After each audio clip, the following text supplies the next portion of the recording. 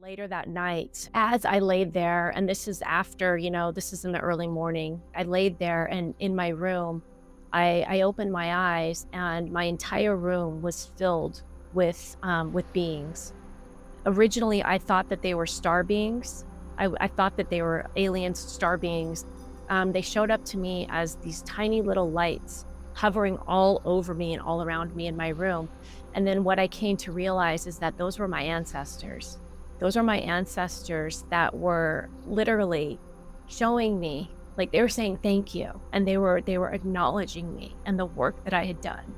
And they were letting me know that it wasn't, although it feels like it was just me who had this experience, that it wasn't just me and that I did it for all of us, and they wanted me to know that they wanted me to know that they knew what I had just done. And so I always knew that I was the cycle breaker in my family. I've always known that. And I thought that I had broken so many cycles, but this was on a completely different level. And I can tell you that I am not the same person today that I was before that event happened. And my children are not the same, and my parents are not the same, and my grandparents, and every single person in my family, whether they know the story or not, whether they believe in what I believe or not, has been impacted by this work that I did. Hello, Soul Fam. My name is Lelañea, and I am the creator and host of Conversations with Aya.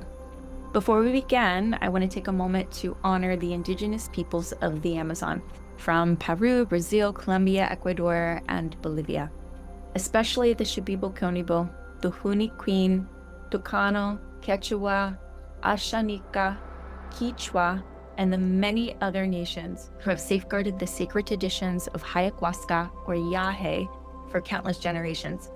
Their songs, their prayers, and their daily lives have carried this medicine forward so that it may reach us today. Yet, as the medicine spreads, we must acknowledge the challenges these communities face. Their forest homes and way of life are under assault from deforestation of big ag and oil companies. Their traditions are often misappropriated or stripped of context due to spiritual tourism. Even the common name of the medicine itself is widely mispronounced in ways that distance it from its roots.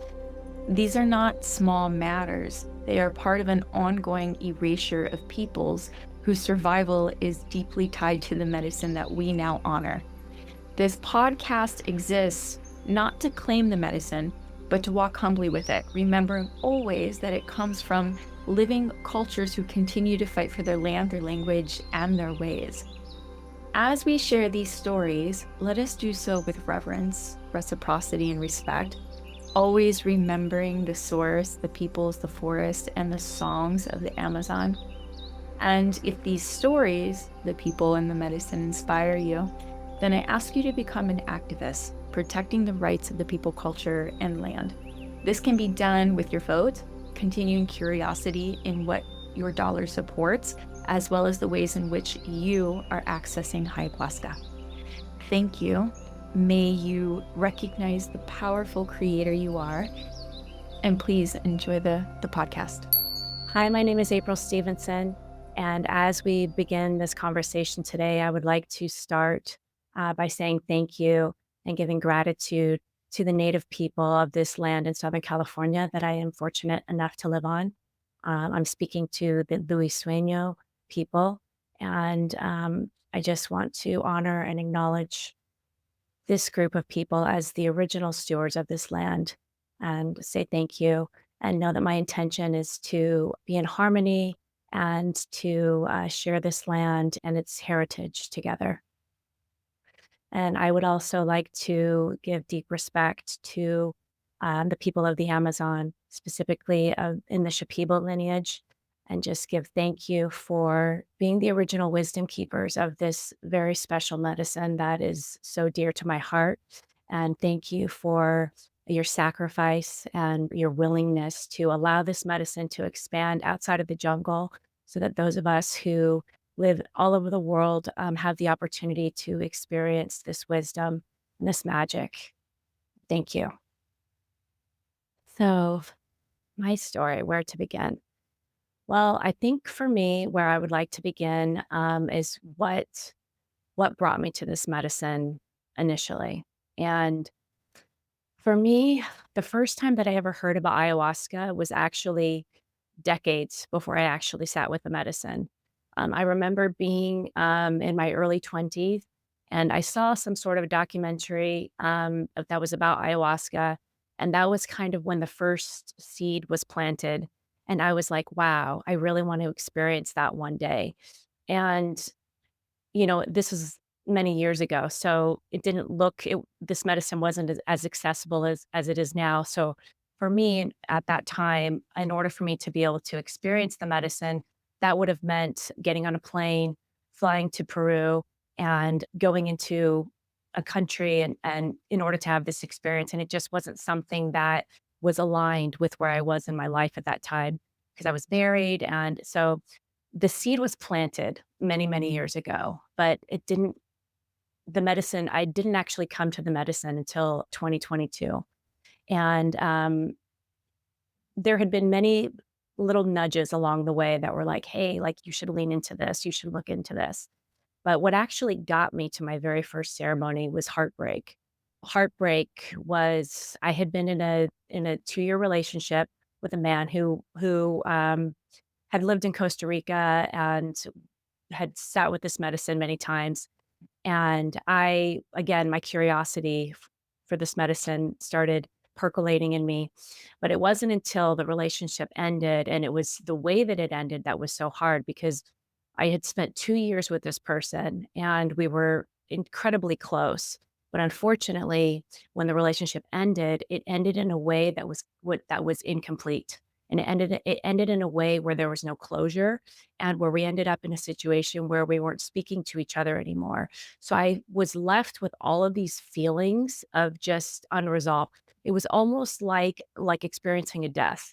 So this person that I had loved and was such a big part of my life was gone, and I just had all of these feelings, and I didn't know what to do with it. So I was on a yoga retreat near the community where I live, and I met somebody, a friend at this retreat, and she had just come back from her very first ayahuasca ceremony, like days before this yoga retreat.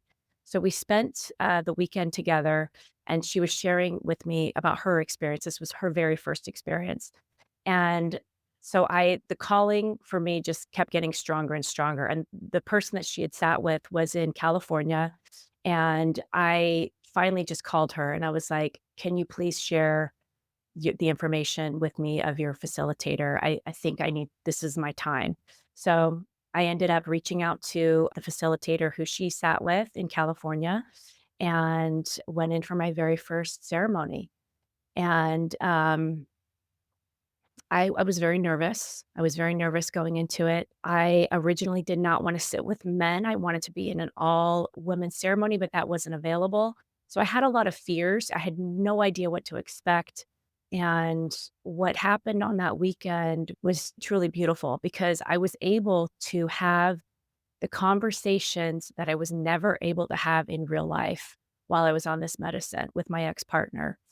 And not only with him, but with his mother, and, when I left that weekend, I felt like, okay, like, I was able to I didn't have, like, this feeling of unfinished business inside of me anymore. I wasn't holding all of this, and so I was like, "Wow, this is a very, very powerful medicine," and I don't recommend that everybody do this, but in my case, this I'm telling my story, so I went into the next year, I don't remember the number, but I did many, many ceremonies. I think probably close to 20, and which is a lot, but I every single time that I would go into ceremony, I had a clear intention, and then the gifts that came out of that ceremony, I would do the work, and I would take the advice and look at the things that I needed to look at, and then I would feel ready for the next ceremony, and then I would go in for the next ceremony.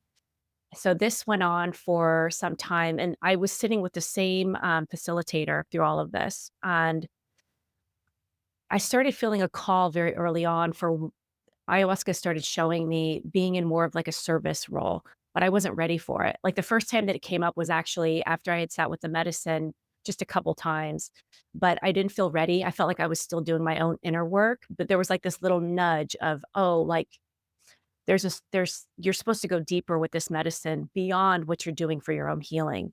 And so eventually that door opened and I hosted my very first ceremony at my home. Not just as a host, inviting people in with the same facilitator who I had been working with. And from there, she asked me to be a guardian on her team. And then eventually, I ended up co facilitating ceremony with her. And so it was about over a 2-year period that we were facilitating ceremony together. And then she ended up actually leaving the medicine space. And she actually is from a different country. She left the United States. And so I was kind of left with I had done all of this work and but I wanted to continue my journey, but I felt like I was missing something pretty big. And I had a major curiosity for the lineage of this medicine. And I really felt called to learn about the tradition. And although the work that I had done so far was so important, I mean, I could give you many, many experiences of things that were just beyond beautiful and life-changing, but there was still something missing for me. There was still something that I was craving a deeper knowledge and wisdom of this medicine, and I felt like I didn't really fully understand what this medicine was all about yet. And so I kept praying, and I kept saying, "Whoever my teacher is, let my next teacher appear." And I sent this wish and this prayer out into the universe, and eventually, one of my friends came to me and said, "Hey, April, I have been sitting with this shaman, and he is a multi generational shaman from the Shipibo lineage from Peru. He's in his 70s, and he has been doing this work for over 50 years." And he was like, "I really think that you need to come and sit with him." And I was like, "Yes." So I well, I said yes, and then there was a little bit of a delay. So I had said yes, but then I didn't actually sit with him for almost 8 months later until internally I had said yes. And so my when I finally what brought me to Maestro, the Shipibo shaman, was again heartbreak. And I would say that the common thread of the thing that started me on this journey of self-healing and working with this medicine was heartbreak. And it has continued to be that because although I have been very successful in all areas of my life, the one area that I have always struggled with has been in the area of love, partnership, and relationship. And I'm divorced twice. I'm a mother with 2 sets of twins from 2 different marriages, and I'm divorced twice. So, I kind of and there have I just I have always had this challenge with relationship, and I have tended to attract a series my entire life from my very first boyfriend. I have attracted toxic relationships, and partners where the partnership was not healthy. And so that was the driving force between trying to heal this part of myself and understand why am I continuing this cycle. And so once again, it earlier this year, I found myself in the most toxic and abusive relationship of my life. It was short, it was only 3 months, but in that 3-month period, this is somebody who also came from the medicine space. In that 3-month period, there was a tremendous amount of damage that happened to the point where I actually almost took my own life.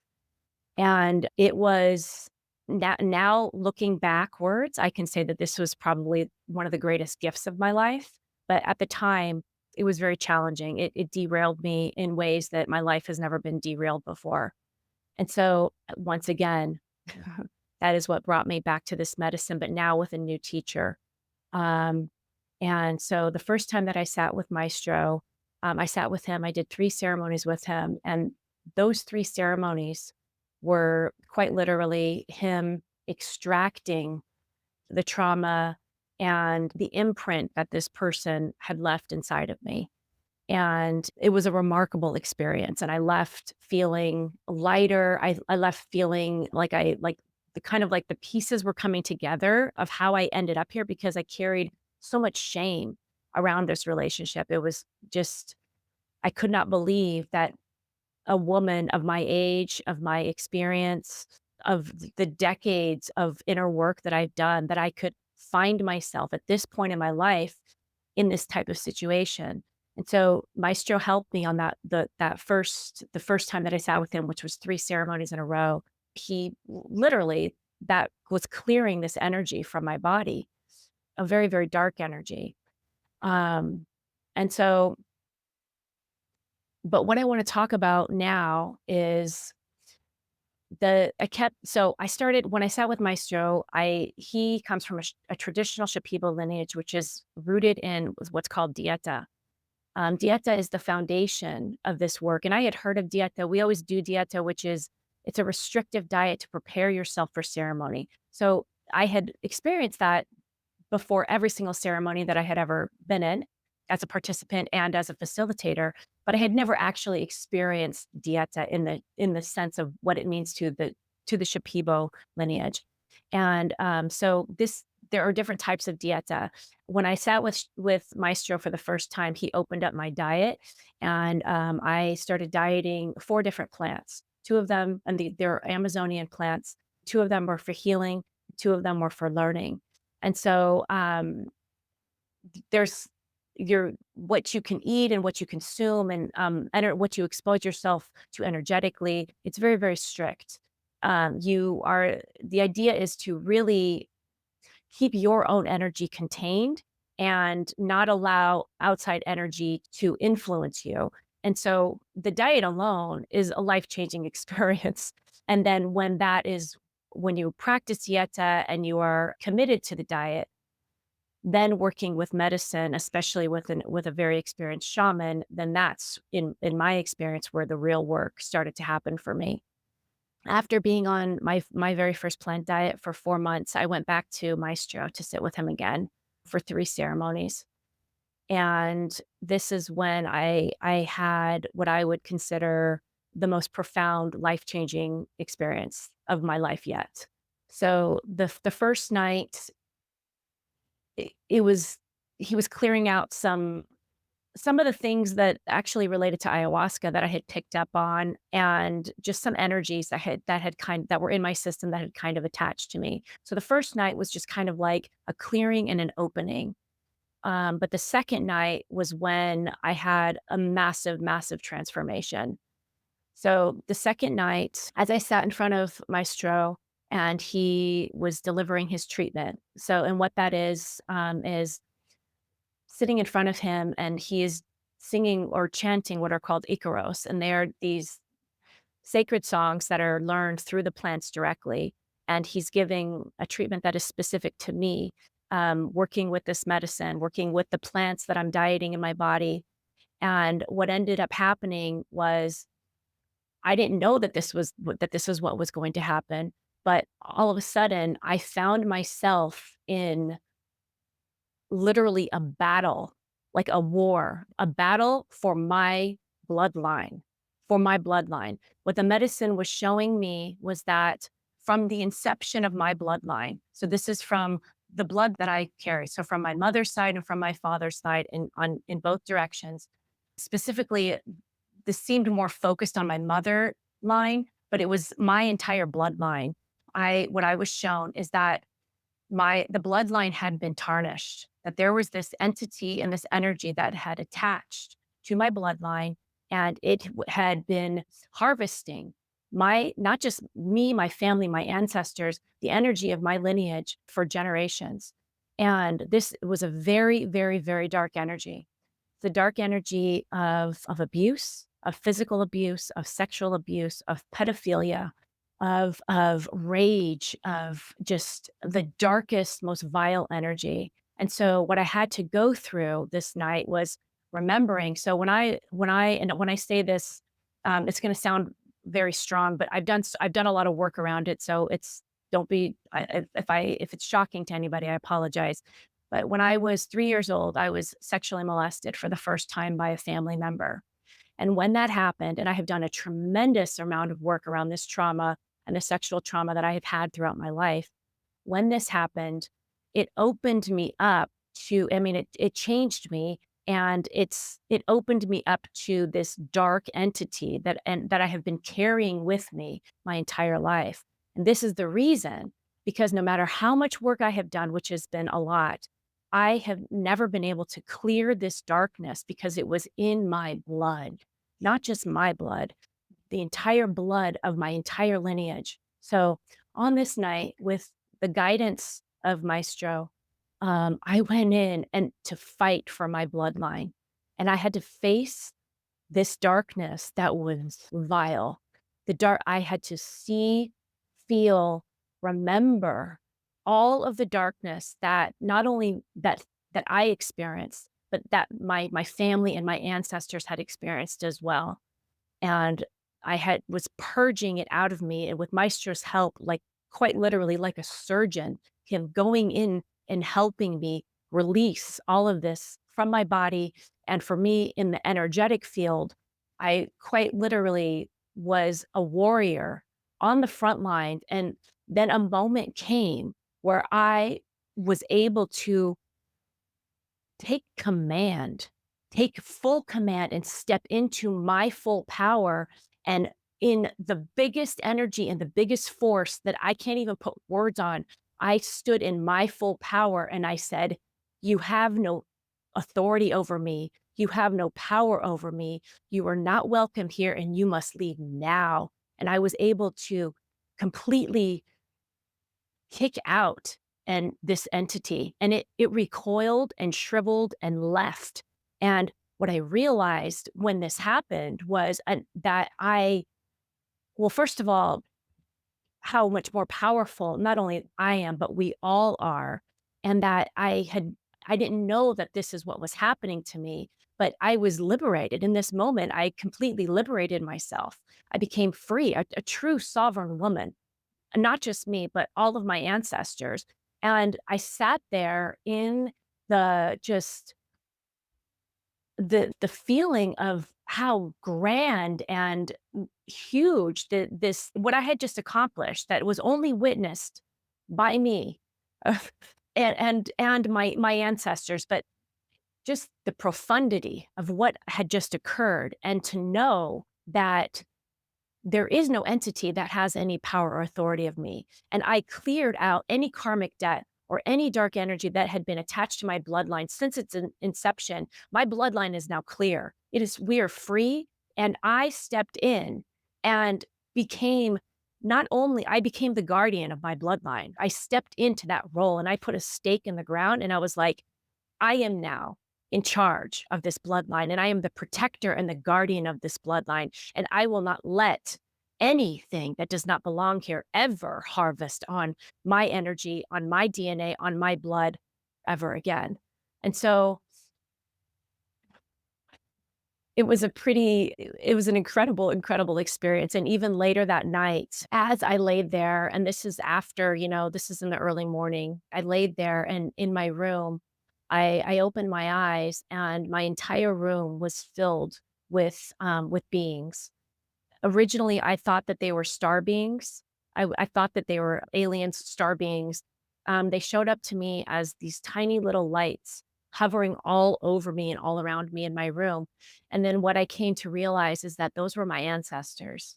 Those are my ancestors that were literally showing me, like they were saying thank you, and they were acknowledging me and the work that I had done.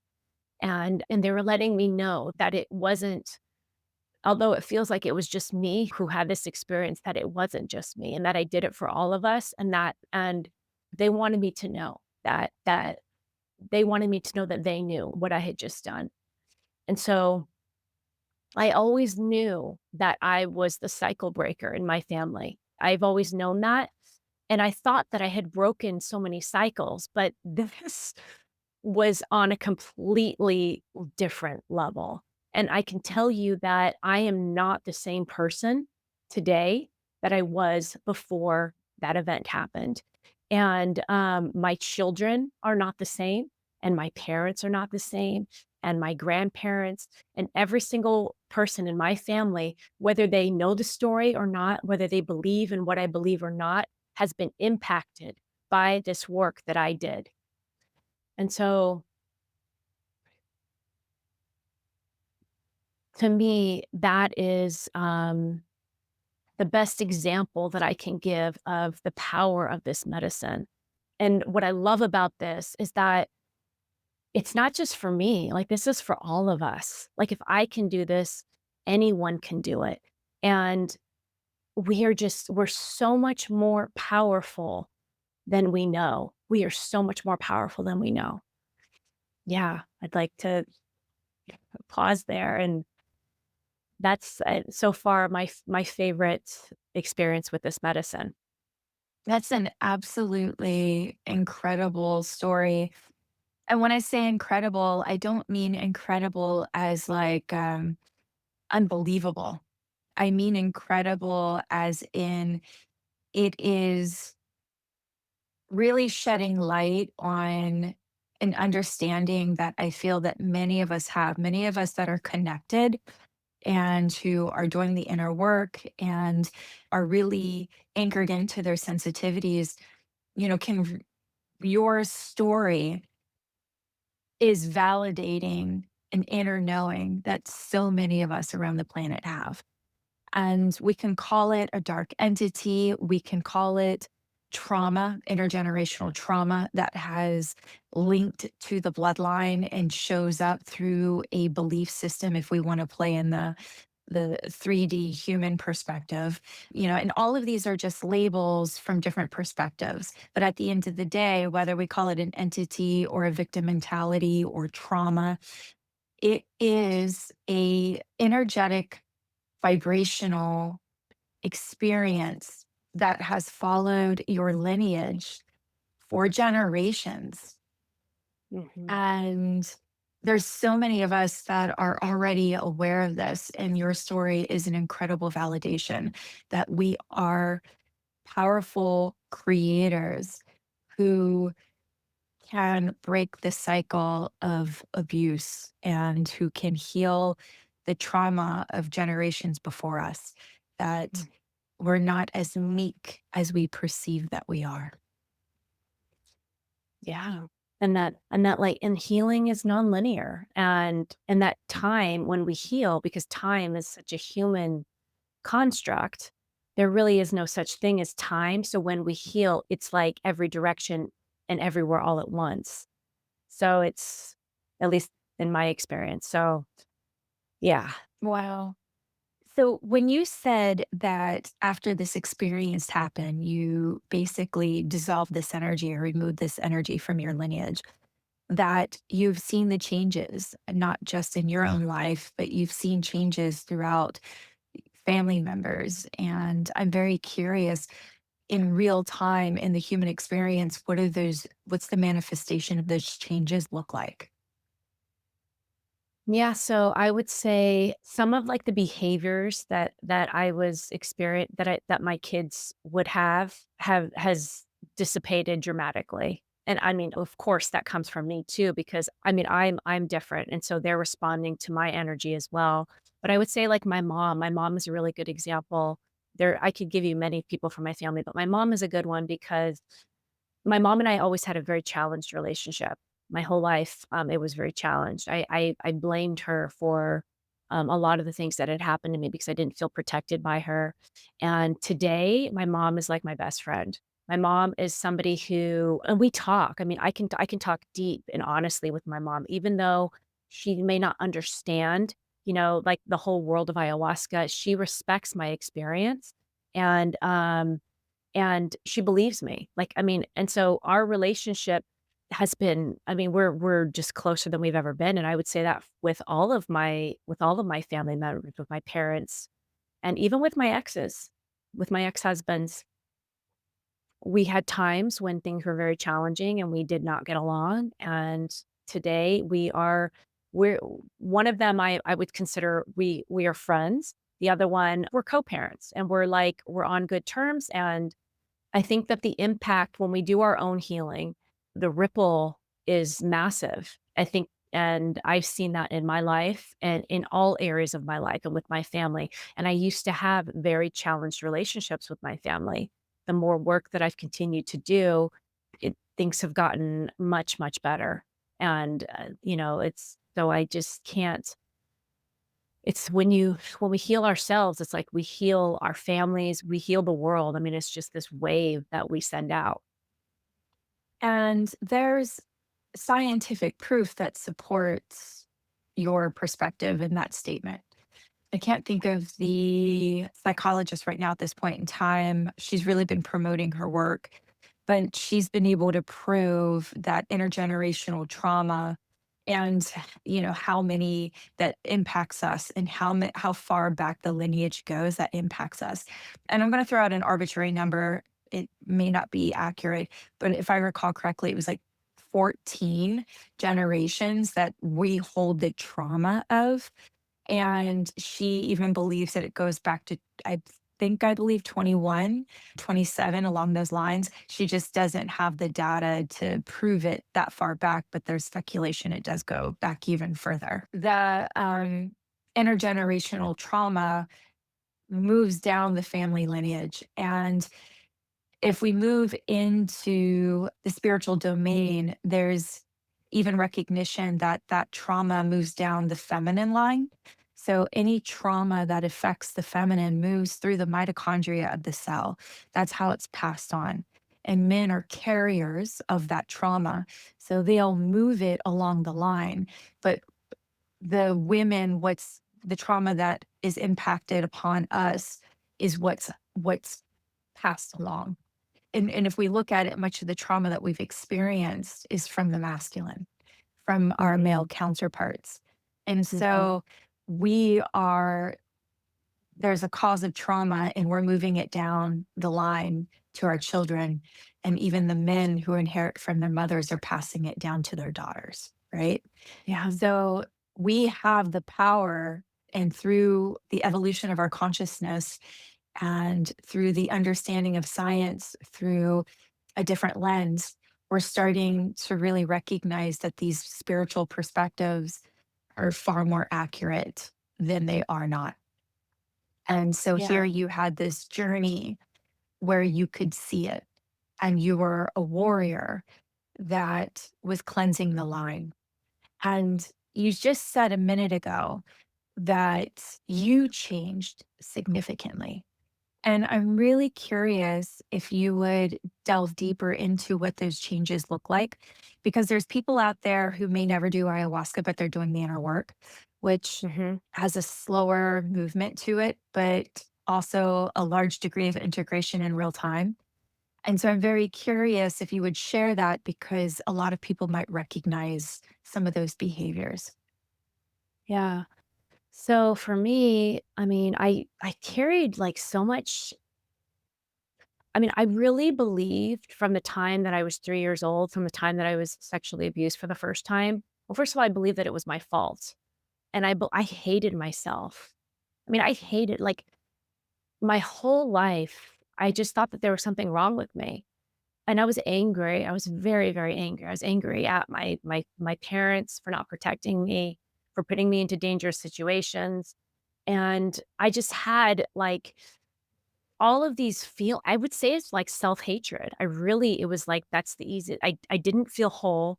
I didn't feel lovable. I didn't feel like I was loving. I felt like, I was doomed if I was ever in a relationship, it would always end because at some point, like, my partner is gonna see who I really am, and they're not gonna like me when they find out who I really am. And all of those things are not true anymore. I don't believe any of them about myself.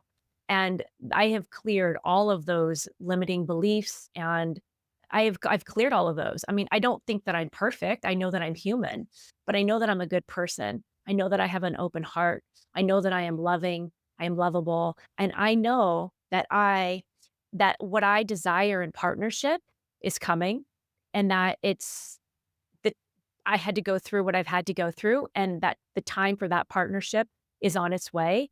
and that I will have exactly the type of partnership that I desire, that I don't have to settle and that I don't have to change myself and try to be anything that I'm not. I am exactly perfect the way that I am. And when I'm a single mom, and so I have 2 sets of twins, and I've raised these children by myself. And being a single mom is very, very challenging, especially when you're doing your own work. No one is perfect. All of us have things that we're working on. And so, but I would say the th- if you want to really be stretched, be a single parent or just a parent even in general. Parenting is very challenging because your children are such mirrors and they are going to reflect. There's nowhere that they can't get to. So any trauma that you have that's unresolved, I mean, it's going to get triggered. And so being a single parent has been hard. And I have done things as a parent that I'm ashamed of and that I'm like, wow, I've said things that I regret. But I have never, ever I've always forgiven myself, and I have always anytime I have done something with my children, I've cleaned it up with them. I've cleaned it up, I've processed with them, and have spoken about trauma to them. If I have reacted from a trauma response, my kids know what that means, and I have been able to speak about it in ways that they understand and apologize because and I don't feel that anymore. Like, I don't feel that feels clear to me. Like, I feel like I actually am not that I'm perfect, but I'm not making choices and reacting from a trauma response anymore. And that is huge. It's huge. I don't feel, like, out of control. I feel like yeah, I have big feelings, and when I have them, I know how to process them, but I'm not, like, on this autopilot response because that's how I was conditioned. That's how and so those are some examples on how I specifically have changed. I mean, I've changed in every possible way. I mean, I'm more patient, I'm more compassionate. I really have a lot of empathy, and I can also I'm way more present, and I can pause. I can hit the pause button and give myself what I need and then come back and deal with whatever situation I need to deal with. So, those are some examples.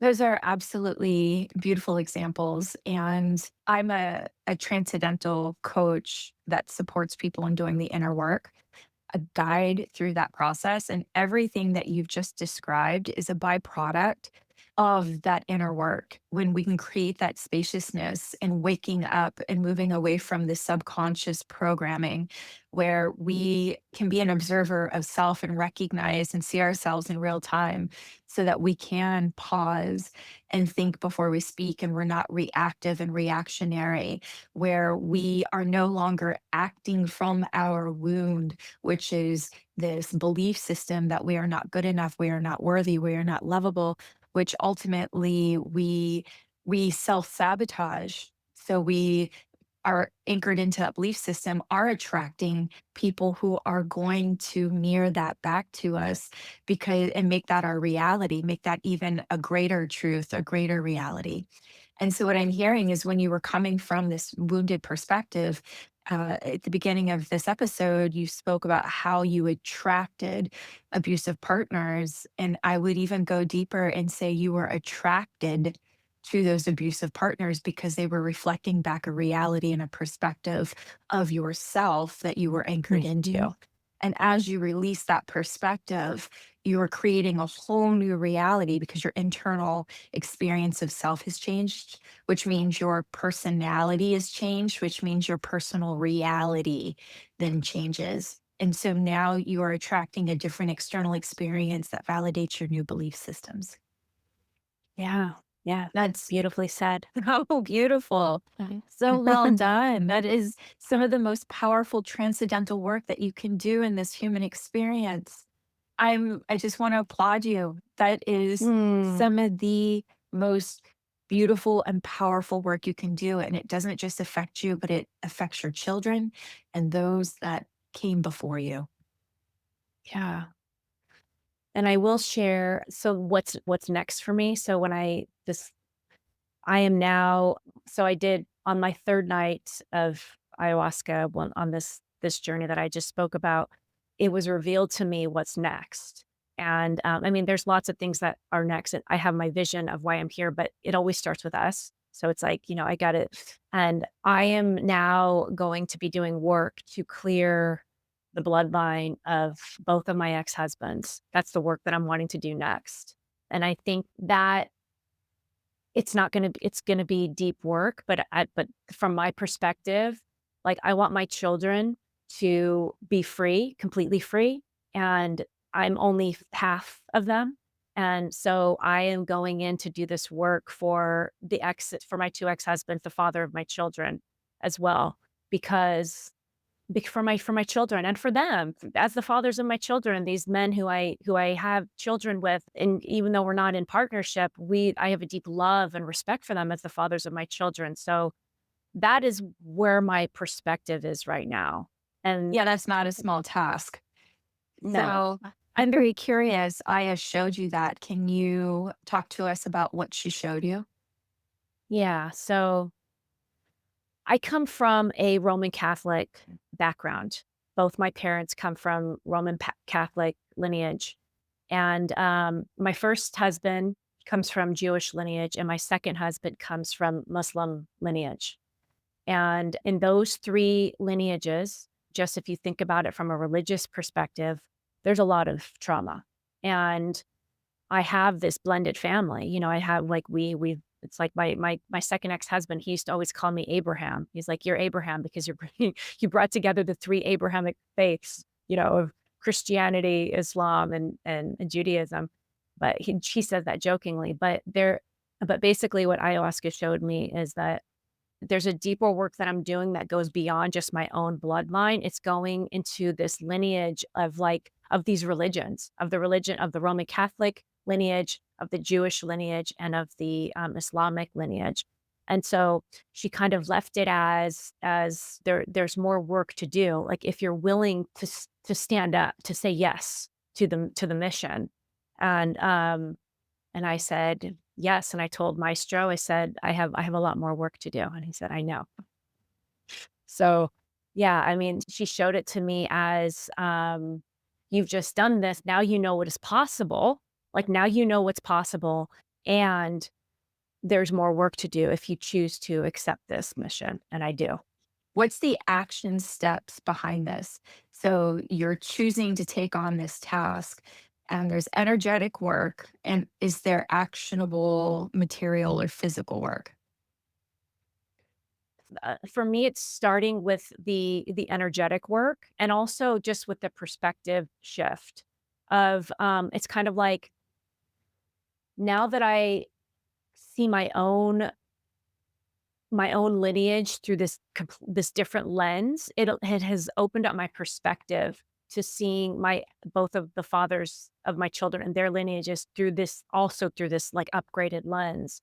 And so the energetic work, I'll be doing work with Maestro with ayahuasca, but also, I mean, this work that I have been doing has expanded my consciousness in such a way where I can do this work without even using plant medicine because it's something because I have access to these to higher levels of consciousness and I can do this work in the field, which I know this might not resonate with everybody, but it's something that having the guidance and the support of ayahuasca and Maestro it's like it supercharges it, but I also have access to be doing this work um, right now, every day, through prayers, through spiritual practices, through just gratitude and feeling into my heart center and using the portal of my heart to radiate love out to both of the fathers of my children and to their families and to their lineages. So I think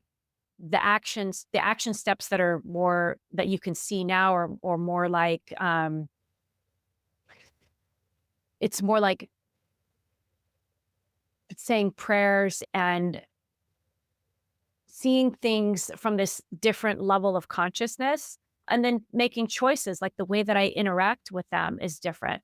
And then when I go, kind of know what's coming because I've had a preview with the work that I did for myself.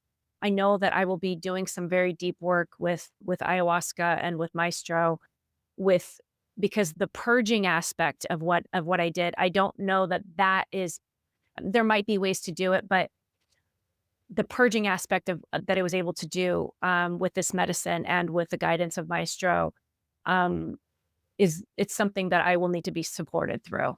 That's gonna Mhm. be a very deep process. I'm very curious. So you've done about 20, 20 different ceremonies with a previous person and before you Mhm, moved into working with Maestro from the Shipibo lineage. And I'm mhm. very curious, and maybe you have an answer for this and maybe you didn't. Why didn't this particular energy show up prior to this experience with Maestro? Or did you get little samples of it leading up to this one impactful experience? I definitely got samples and glimpses of it. There it was but it just wasn't, like, there I had several times where I went in and did really deep work, and I thought that I really got it. Like, I was like, "Okay," like, where I had worked on the sexual trauma that I had experienced. There was a whole theme that I had experienced where I when I was abused at 3 years old, I became prey, and when that happened, I was attracting predators. So, it's like she was that's kinda like the same theme, but it was just like I wasn't quite getting to the depth of where I needed to get to. So, yeah, I all of the work that I had done before working with Maestro was incredibly valuable, and I did deep, deep work, but working with Maestro and with somebody of his caliber, I mean, there's just I can't even be compared. Maybe all of those experiences before working with him prepared me to be in the place that I was at, to be sitting before him and being able to, go through those experiences because how I experience working with Maestro from the Shipibo lineage, it's like surgery. I mean, what he does is like, I don't see how this is just my opinion. It's not to devalue any other ways that people hold ceremony because some of them are incredibly powerful and beautiful. But from my perspective and my experience and what I have personally experienced, I don't see how you can truly work with this medicine and the way that it was intended to be used without a shaman because it's literally like you were going into a storm without a captain, or you're flying an airplane and there's no one so it's like you can go on a ride with ayahuasca and you can have an incredible experience, but having the guide who speaks the language and knows how to it's I don't even it's hard for me to put into words, but there's a very big difference between the shaman is so important in the ceremony. And there are many ceremonies where it's more like setting the container, and the container is a beautiful sacred space. And going to the next level of it's working with a shaman who knows who has learned the Icaros, and they know how to work with this medicine as a true guide, and I don't know, I feel like I'm not even doing it justice in describing it, but No, I'm glad that you're articulating this because that was actually going to be one of my next questions. And, this podcast was inspired through one of my ceremonies and I felt responsible for offering a voice for an array of people and their experiences, but also responsibility to try to lean as deeply as possible and steer the conversations towards individuals who could really speak to somewhat of the injustice of sitting with medicine and not sitting with somebody who could really honor the tradition of the indigenous ways. And we're losing that as the yeah. medicine, which is very important for everyone to be able to access when they feel called to it. It's very important. And the medicine knows that too. Many people that I've interviewed have said, the medicine has asked to move outward. Like this is the time that the medicine recognizes it can move beyond just those who are the gatekeepers and the stewards of it. And just as we see yoga in the West that has greatly been misappropriated or appropriated, so is medicine. Anything that is moved away from its source starts to become watered down and starts to become manipulated and translated. And that's with everything. That's not just with yoga. That's even with the words of Christ, the words of Yeshua, has been Mhm. manipulated and watered down, and our stories that come from our forefathers and traditions and even music has been watered down through its interpretation in modern day. And so I truly believe that we are being called to try to incorporate or try to really experience the medicine in its truest form coming from the indigenous and from the stewards. And what I'm hearing in your experience is there's a vast difference of experiencing it westernized versus experiencing it through a shaman who is somebody who has a lineage being a medicine provider of this particular plant isn't somebody that just went to Peru and came back with a headdress. This is somebody that is truly, it's in his bloodline. And so I It's think in it's his phenomenal bloodline. that you're able to speak to that. Yeah. And so for me, my journey, it's like I was fortunate enough to, even be hosting and co-facilitating ceremonies, and that's not even something that I have a desire to do right now because I don't want to have a container that isn't rooted in this tradition. And so I have gone back to being a full-time student and just being completely grateful that I can apprentice with somebody of this man's caliber.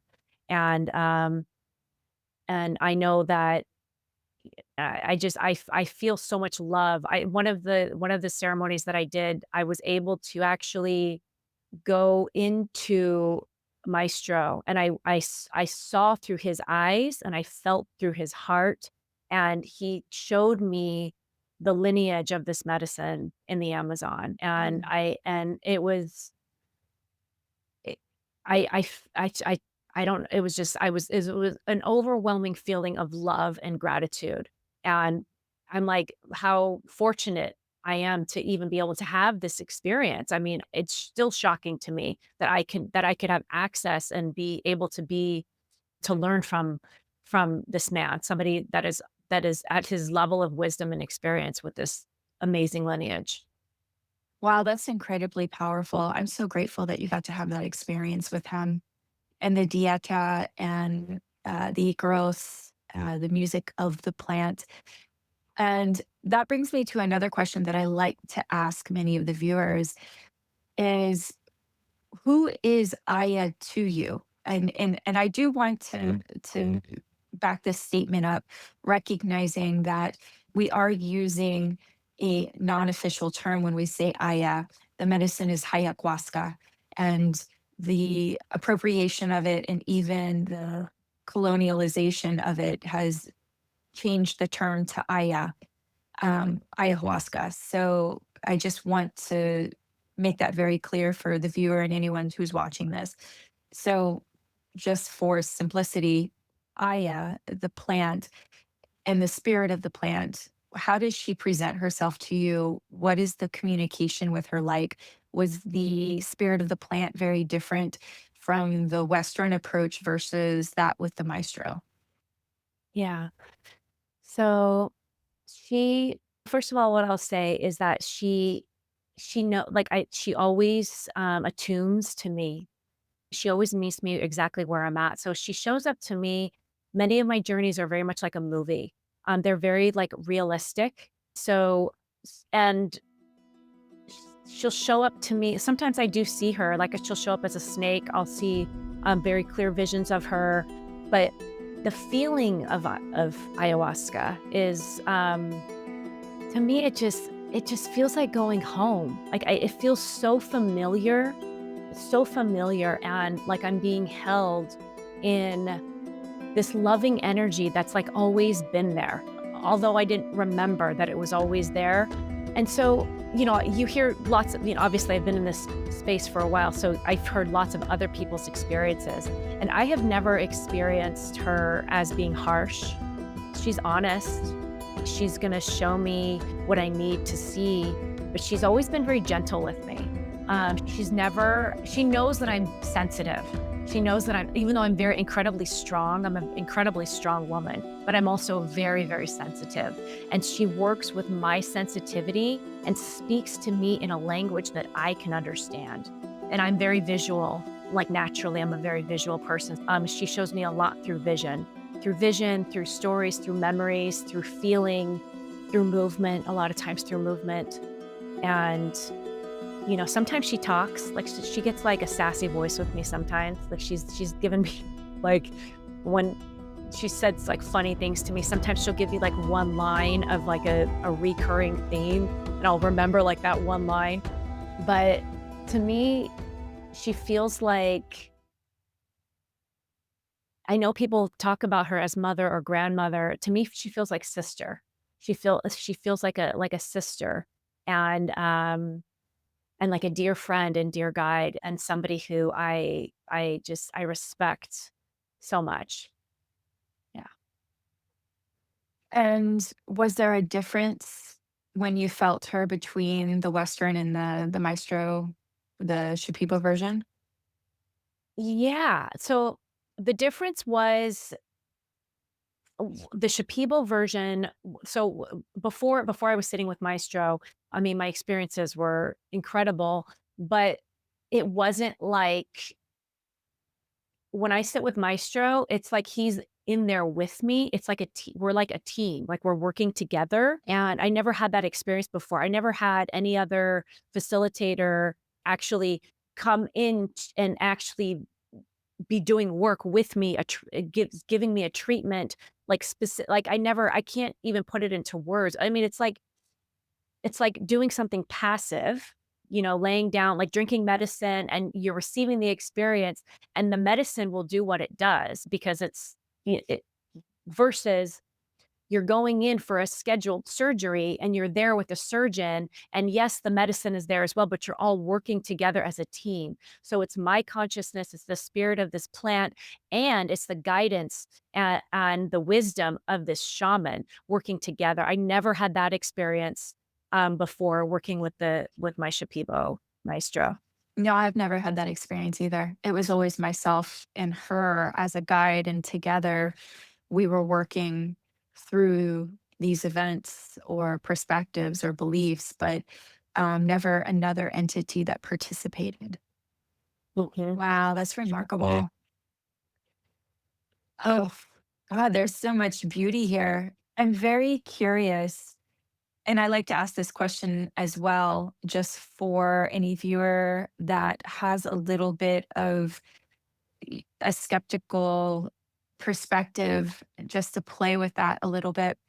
How much of this do you believe is the plant providing you, or the spirit of the plant providing this information versus this information already exists within you and she's pulling it upward?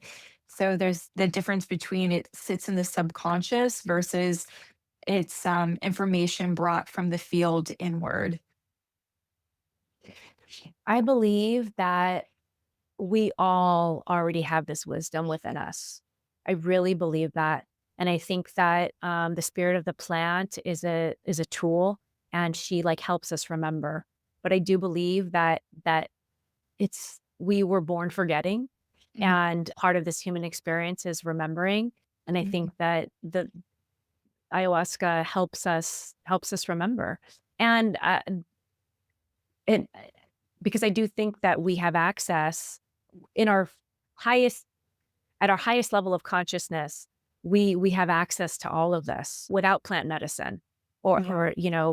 but she is such an incredible guide and ally in this path to awakening. Absolutely. And I'm also very curious from your perspective, has she prophesized anything to you that has come true for you?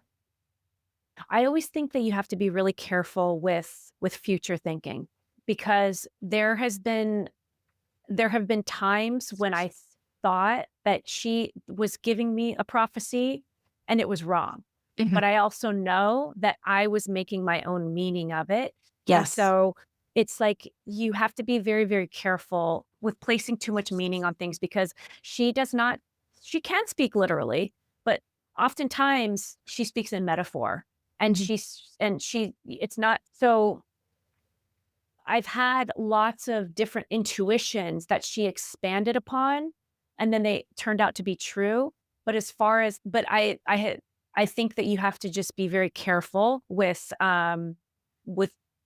placing your own meaning on things that you might see while under the influence of ayahuasca, because we do place our own meaning on things. And that meaning is coming from our ego, which is programming that's coming from others outside of us as well as even our own wounding.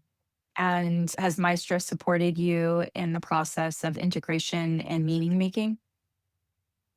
He has, yeah. And I mean, with him, it's challenging because he doesn't speak English, but he has a translator who we always have access to, and she is a support and can guide. You know, if he's not available, he's obviously when I'm with him, he, we can dive into these things. But yeah, it's absolutely. Yeah, I think that the integration, having the support after ceremony is I mean, the ceremony is just it's like in yoga or even like in the kundalini work that I do. I always say in my sessions that like what happens on the mat is just the beginning. And I would say that Mhm. that's the same thing with the ceremony. What happens at the ceremony is just the beginning. It's really like the integration and what happens after that where you see like the profound changes that we're all wanting to make in our lives.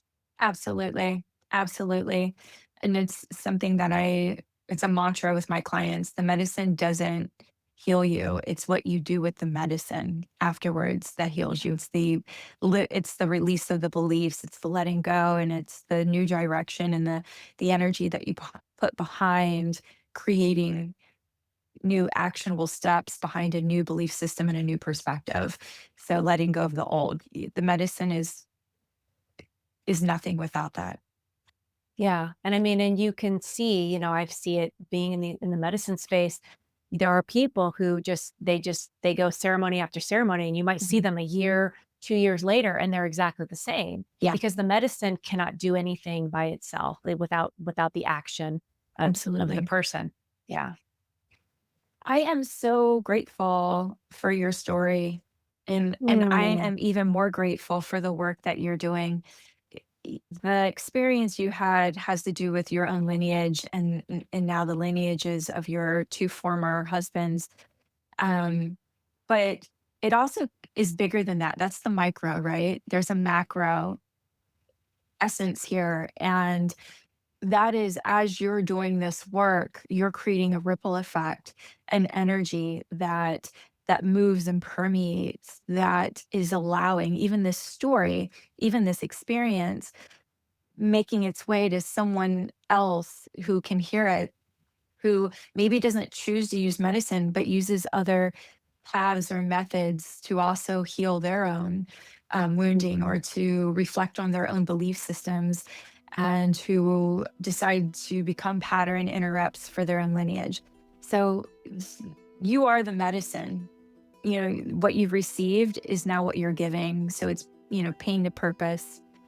And so it's going beyond just your own lineage. And I have an immense amount of gratitude for you and from one woman to another. Just thank you for Mm. doing that work because it's not just healing the collective, but also an immense degree of energy towards the feminine line. Because I know that this story resonates for many, many people, especially many women who find themselves continuously in this type of relationship space. Again, so much gratitude. And I'm very curious, is there anything, any wisdom that you would like to impart upon the viewer? Is there anything that you feel called to move outward before we end this conversation? I mean, I just want to say thank you for giving me a voice, for giving this medicine a voice.